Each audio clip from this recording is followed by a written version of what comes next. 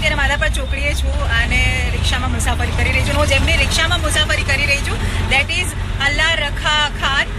કાકા આપણે તમે અહીંયા જ રિક્ષા ઊભી રાખજો, આપણે ચા પીતા પીતા વાત કરીએ. હું તમને બહુ જ ઇન્ટરેસ્ટિંગ સ્ટોરી સંભળાવવા જઈ રહી છું એ ભાઈની, જેમના રિક્ષામાં આજથી 2 કે 3 દિવસ પહેલા એક કપલ જે છે એનું પર્સ ભૂલી ગયેલું હતું અને એ પર્સમાં ઓલમોસ્ટ 70,000 રૂપિયા રોકડા હતા અને સાથે હતા 11 તોલા સોનું અને આ બધું જ ભૂલીને જતા રહ્યા હતા. અંકલને પાછળથી ખબર પડી અને આ અંકલ જે છે જેમની સાથે હું અત્યારે છું, અલ્લા રખાભાઈ, એ કાકા સાથે હું અત્યારે છું અને એમની સ્ટોરી હું તમને સંભળાવવા જઈ રહી છું. યસ કાકા, આપણે અહીંયા ચા પીતા પીતા તમને હું તને સંભળાવું કે ખરેખર કેટલી ઇન્ટરેસ્ટિંગ સ્ટોરી છે.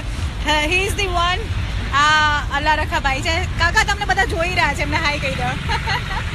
સો યસ, એમની રિક્ષામાં આજથી થોડા દિવસ પહેલાં જે પૈસા ભરેલું બેગ અને સાથે સોનાના દાગીના એ અંકલને મળેલું અને કઈ રીતે એમને પાછું દઈ આવ્યા એ સ્ટોરી હું તમને સંભળાવવા જઈ રહી છું. યસ કાકા, સો ક્યારે ખબર પડી તમને કે તમારા રિક્ષામાં કોઈ બેગ ભૂલીને જતું રહ્યું છે? બેટા, હું રાતના સમયે રિક્ષા ચલાવું છું અને રાતના 9:30 થી 9:45 ની વચ્ચે માધાપર ચોકડીથી સુરેન્દ્રનગરના જગદીશભાઈ અને તેમના પત્ની બરાબર મારી રિક્ષામાં બેઠા. બરોબર. હવે એ પર્સ એનું મારી રિક્ષામાં ભૂલી ગયા.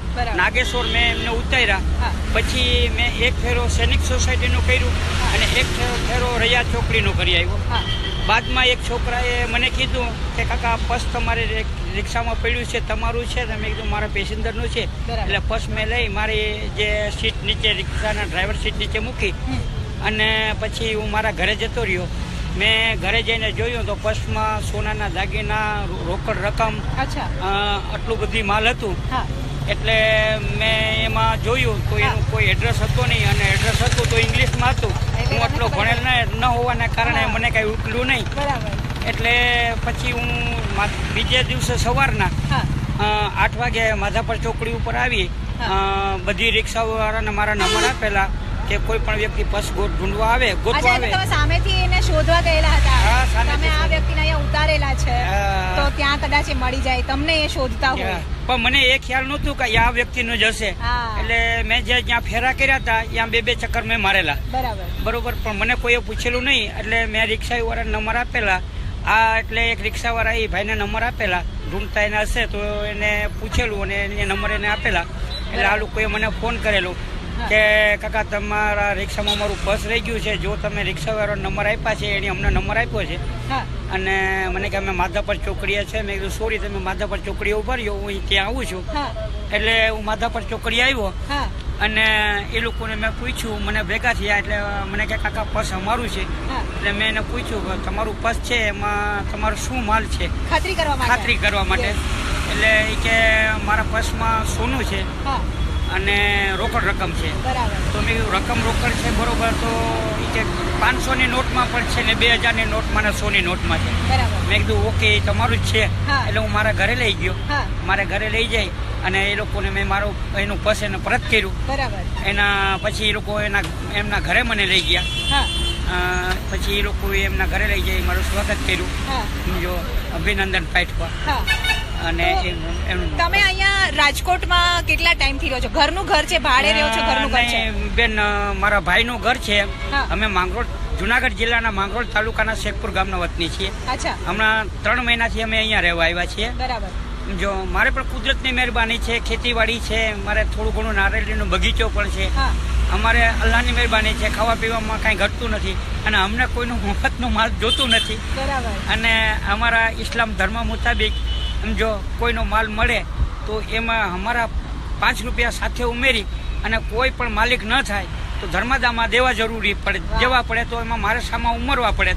અગર આ મને મળી ગયા તો મારે એમાં કાંઈ દેવું ન પડ્યું ને એનું માલ એને પરત મેં કરી દીધું. સરસ. તો તમે જ્યારે ઘરે ગયા ત્યારે તમારા ફેમિલી મેમ્બર્સ, તમારા પત્ની હશે, તમારા બાળકો છે, એમણે શું કીધું? મારી પત્નીએ કીધું, મારી પત્ની આ માલ જોતા મારે પત્ની કે મને કે અત્યારે ને અત્યારે આ માલ દઈ આવો, આટલો બધી માલ છે. તો એ બાઈ જે ભૂલી ગઈ છે એના પતિ એને શું કહેતા હશે, એના ઘરમાં અત્યારે કોઈ જાતનો પ્રોબ્લેમ છે, રાડો થઈ ગયા હશે, કોઈ માથાકૂટ થઈ હશે. તો મેં મારી પત્નીને કીધું કે અત્યારે રાતના 11:30 વાગ્યા છે અને કોનું માલ છે હા. એ ક્યાંય ખાતરી કરવી ને કેમ દેવો. હા. હમણાં આ પર્સ છે અને કોકને કહેવા જઈએ હા. કે આ પર્સ તમારું છે ને કોક એમ કે આ મારું છે લઈ લઈએ હા. અને મૂળ માલિકને ન પહોંચે એટલે મેં કીધું સવારે ખરાઈ કરી અને જે તે માલિકનું હશે એને આપણે પરત કરશું. Very nice. તો ત્યારે જ્યારે તમે એમને પર્સ આ તમારું પરત આપ્યું ત્યારે એમના રિએક્શન કેવા હતા? ખુશ થયા હશે કે એમણે સામેથી કીધું હશે કે ભાઈ આ લ્યો તમારી ઈમાનદારી માટે, એવી કઈ ઘટના ઘટી? હા, એવું પણ બન્યું એ કે હવે કાકા આમાંથી જો તમારો રૂપિયા જોતા હોય એટલા તમે લઈ શકો છો, હા. તમને આમાંથી જે જોઈએ એ લઈ લ્યો. તમે અમારું પર્સ પરત કર્યું. બરાબર. મેં કીધું સાહેબ મેં કોઈ રૂપિયા લેવા માટે તમને પર્સ કર્યું નથી. બરાબર. મેં તો મારી ઈમાનદારી અને મારી આખરાત ન બગડે એના માટે મેં તમને પર્સ કરેલું છે અને મારે આમાંથી તમારું કશું જોતું નથી. એટલે મારી બેબીને ધરાડ રૂપિયા એ આપતા હતા, બરાબર. સમજો. એટલે મેં મના કરી, સમજો, તો એ 2700 રૂપિયા જેવું ધરાડ મારી બેબીને આપીને વયા ગયા છે. બરાબર. દીકરીના લગ્ન થઈ ગયા છે? હા, મારી દીકરીને લગ્ન થઈ ગયા છે. Very nice. અને બાળકો કેટલા છે? મારે બે બા છે ને 2 દીકરી છે. તો 4 બાળકો. મહિનાનો કેટલો ખર્ચો આવતો હશે તમારે રાજકોટ શહેરમાં? તમે રહ્યો છો માંગરોળના, બરાબર? રાજકોટમાં તો ખર્ચો વધારે લાગતો હશે. લાગે છે બેન. તો આમ બધું પૂરું થઈ જાય ખરા? હા, આરામથી પૂરું થઈ રહે છે. અમે શું છે કે અમારે ખેતીવાડી વાળા છીએ એટલે અનાજ તો ત્યાંથી લઈ આવીએ છીએ. બરાબર. અનાજ અમારા ગામડેથી આવે છે એટલે અમારે કોઈ અનાજ ખરીદવું પડતું નથી. Yes, yes. બાકીને જે વસ્તુ ખરીદવી પડે અમે રિક્ષા ચલાવીએ છીએ. અમારું શાંતિથી અમારું ગુજરાન ચલાય. ક્યાં વાત દોસ્ત. આ વાત ઉપર કાકા ચાય પાર્ટી કરશું આપણે અહીંયા બેઠા બેઠા. સી અમે ચાની કેટલી પર છીએ અને મારા તરફથી કાકાને હું ચા પીવડાવી રહી છું. અમે બંને અહીંયા બેઠા બેઠા ચા પીવા જઈ રહ્યા છીએ. પણ ખરેખર સેલ્યુટ છે આવા વ્યક્તિને જે રાજકોટનું નામ રાજકોટનું નાક ગર્વથી ઊંચું કરી રહ્યા છે. લાલચ બહોત બુરી બલા હે, આવું આપણે સાંભળતા હોય. આપણને 50ની નોટ પણ રસ્તામાં મળી જાય ને તો આમ આજુબાજુ જોઈ હરવેકથી આપણે સરકાવી લેતા હોઈએ. ત્યારે એમની પાસે 70,000 રોકડા હતા, 11 તોલા સોનું હતું ને છતાંય એમના વાઈફને હું પણ ધન્યવાદ કહેવા ઈચ્છીશ કે ખરેખર એક પત્નીએ એક બીજી સ્ત્રીનું જે દુઃખ સમજી લીધું. એમણે કહ્યું કે અરે તમે અત્યારે દઈ આવો ને, ત્યારે એમના હસબન્ડ એમને ખીજાતા હશે, એની સાથે ગુસ્સો કરતા છે કે આવડી મોટી વસ્તુ તું ક્યાંક ભૂલી આવી. તો ખરેખર થેન્ક યુ સો મચ કાકા. તમે એવા રાજકોટિયન છો જેના માટે અમે નાક ઊંચું કરી અને ગર્વ લઈ રહ્યા છીએ. અમારી નિયત છે કે અમને પણ ખુદા આપશે, મુझे भी खुदा देगा, मेरी नियत देख. ક્યાં વાત. થેન્ક યુ સો મચ કાકા.